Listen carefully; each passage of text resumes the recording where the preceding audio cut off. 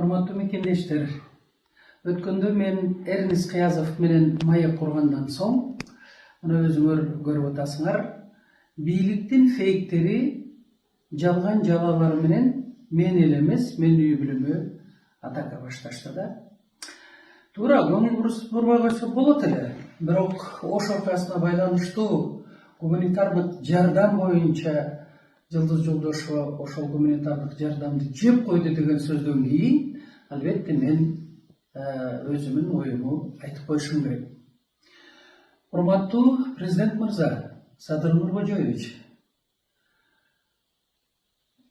мына өзүңөр 3 лидер Ата Журт партиясынын Ахматбек Элдибеков, Садыр Жапаров, Камчет Ташиев 2010 жылы парламенттик шайлоодо бүтүндөй Ош, Жалал-Абад билесиңер, кандуу окуяда убада бергенсиңер, Ош окуясынын аягына чыгабыз деп. Бирок тилекке каршы анда чыга албадыңар, анткени силерди камап салышты. Азыр мына толук кандуу бийлик сиздин колуңузда. Ошондуктан мына ушундай жалган жалаларды силердин фейктериңер, же болбосо кошоматчыларыңарбы, же өзүңүздүн ошол пресс катчыңызбы, мына ушул 2 күндөн бери жамгырдай жаадырып жатышат. Ошондуктан менин мындай сунушум бар. Ош окуясы ар бир 20 жылда кайталанып турат. Ошого чекит коюш үчүн мен мурун да сунуштадым эле. Азыр да сунуштайм. Ош шаарында сиз кайсы күнү дейсиз, саат канчада дейсиз, кайсы жерде дейсиз, ошого бүтүндөй ошол улуттар арасындагы кандуу кагылышуудагы жабыр тарткандар келишсин.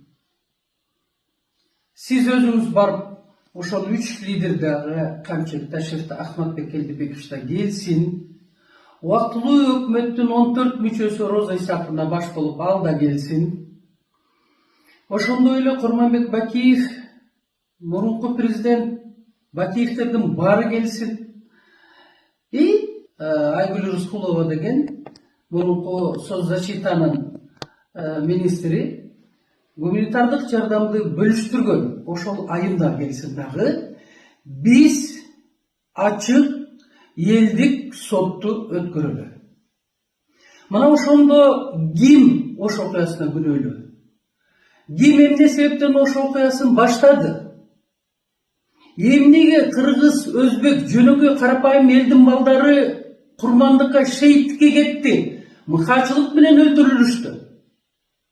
Эмне себептен Ош окуясынын аягына чыкпадыңар? Мына ушул маселенин тегерегинде гуманитардык жардам боюнча дагы маселени карап чыгалы. И чекит коелу. Бул биринчиси. Эми экинчиси, 21 жылдан баштап, президент болгонуңардан баштап, Садыр Нуркожоевич, менин үй бүлөмө кандай гана сөздөрдү жазбадыңар, мен чыдап келдим. Келиңиз, мага бир маселеңиз болсо, же айта турган сөзүңүз болсо, же претензияңыз болсо, экөөбүз түз эфирге дебатка чыгалы. Менде да суроолор көп. Каалаган телевидениеңизге же сайтка, өзүңүз жакшы көргөн кабарга болсо деле боло берет. Мына ошол жерге барып туруп, биз ачык коомдун алдында момундай фейктер аркылуу, эми фейк фабрикаңар аябай көп экен. Ошолор аркылуу эмес, түзмө түз отуруп туруп, ачуу чындыктарды бири-бирибизге айтып алалы. Мына ошол туура болот. Себеби чындык гана өлкөнүн өсүшүнө үлгү түзөт. Аны сиз менден жакшы билесиз. Ошондуктан экинчи маселеде дагы кайсы күнү, кайсы саатта, кайсы жерде мени дебатка чакырасыз, мен ошол жерге барам. Бирок момундай ыплас, интрига оюндарыңарды токтоткула. Мен ачыгын айтып коеюн. Мындай ыпластык нерсени коомго сиңирип салдыңар. Бул кыянатчылыкка алып келет. кимди болбосо жамандатып, жаман сөздөрдү жаздыруу. Ошон үчүн мына мен айта турган сунуштарымды айттым. Ошто качан өтөт? Ош окуясы боюнча ачык элдик сот. Экинчиси экөөбүздүн түз эфирдик дебат. Мен ошону күтөм. Урматтуу мекендештер, мен жөнүндө, менин үй бүлөм жөнүндө кандай гана жалган жалалар жабылбасын, ишенбегиле. Бирок чындыкты айткандан биз дайыма мындай кайтпашыбыз керек да. Чындык бул туура жолго салган бир гана нерсе жашоодо, бул чындык. Бар болуңуздар, барыңыздарга мен ден соолук каалайм. Албетте үй бүлөдө бакубаттуулук, ошону менен бирге дайыма ийгиликтердин үстүндө жүрүңүздөр.